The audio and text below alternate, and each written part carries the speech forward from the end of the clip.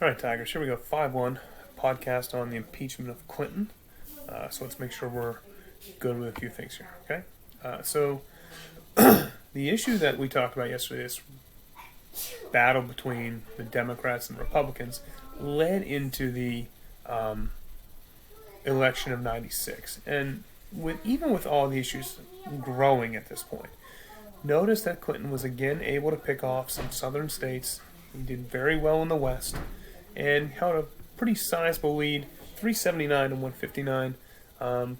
He got 49.2%. There was a reform candidate, Ross Perot, who ran again, but notice his polling in 96 was about 10 points lower than what it was in 1992.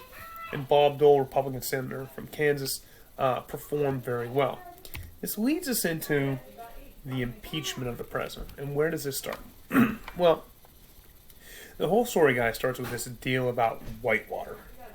In the 70s, the Clintons were looking to expand their financial portfolio because they were making roughly today, with Hillary as a law firm partner and President Clinton as Attorney General of Arkansas, they were making about $200,000 a year. And they wanted to increase their portfolio.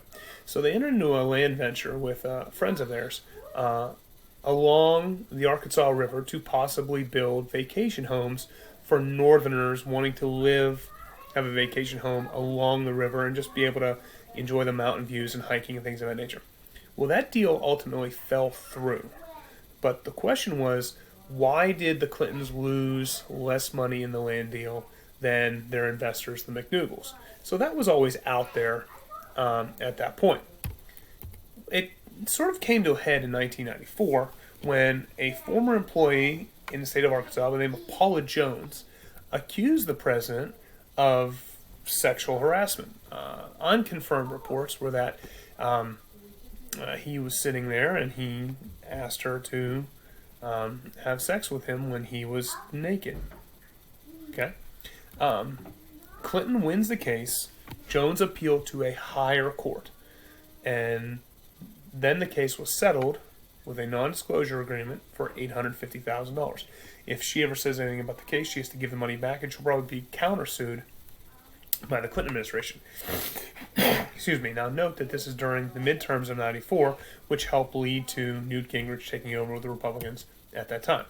And there she is, Miss Monica, a 22-year-old intern from Lewis and Clark. Okay? Now, let's understand how and why this took place.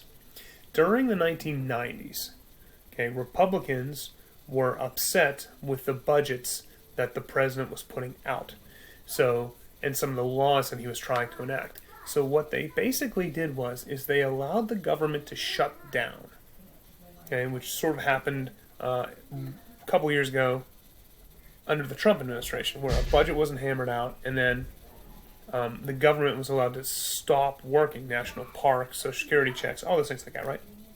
Well, they still needed workers in the White House to try and accomplish the things that were going on. So, cheap labor, interns. So here's Miss Monica. She was 22 from Lewis and Clark, which is out there in Oregon. So she flew cross-country and came, and then as she was working in the White House, developed a relationship with the President of the United States. She then confided in Linda Tripp, and we'll talk about her in a moment here at this point, okay? But Tripp then recorded the conversations that she had with Monica Lewinsky and then gave them to the independent counsel. His name was Ken Starr. This was the guy investigating Clinton initially for Whitewater and the Paula Jones affair. This will then go forward into these allegations. Okay?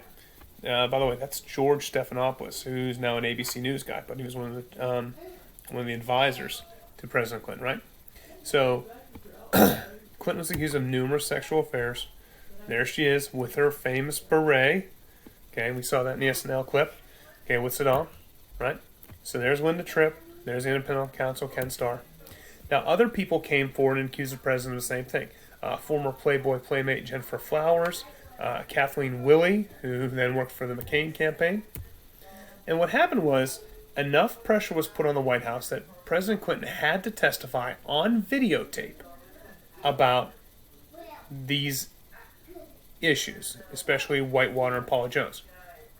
It was then brought up to say, I did not have sexual relations with that woman, Miss Lewinsky. I mean, he was basically asked flat out under oath at that time. A few days later, he denies relationship to the press corps. Okay, but hell hath no fury like a woman scorned. So Monica apparently was upset with this being told that nothing happened issue. So she then produced a blue sequin dress with some of the president's genetic material on it. It was tested in a lab, and it did match, so I don't know how that happened, but it happened apparently. And then Clinton then admitted the relationship and then apologized for misleading the American people and to his family at that time, right? So Republicans in Congress then voted to impeach him. You can see right here. Clinton became the second president to be impeached, but he was not removed from the office. Okay, why? The question that Clinton brought up, and this is just, an interesting legal argument, is he said, I did not have sexual relations with that woman, Monica Lewinsky. What he said happened between himself and Monica was not sex. He basically put the definition of what is sex in front of the Congress. And he said what happened between them wasn't sex. Okay? So under a count of 55 to 45, he was not convicted of perjury. Remember, you need 2/3, and that's 67 senators, so it wasn't happening. Obstruction of justice was 50-50. Al Gore, the vice president, forced the tie-breaking vote, even though it didn't really matter. And Clinton's approval rating at that time climbed to 81. And I do want you to make a note of this. He has the second highest approval rating at the end of his presidency of any U.S. president, only behind Reagan by 1 point. He was at 66%. So he has found a way, sort of like Reagan, that when he's like the Teflon president. When he steps in a hole like this, he finds a way to get through it. So, pretty interesting at that point. You guys have a great Friday. Take care. We'll talk to you soon. Go Tigers.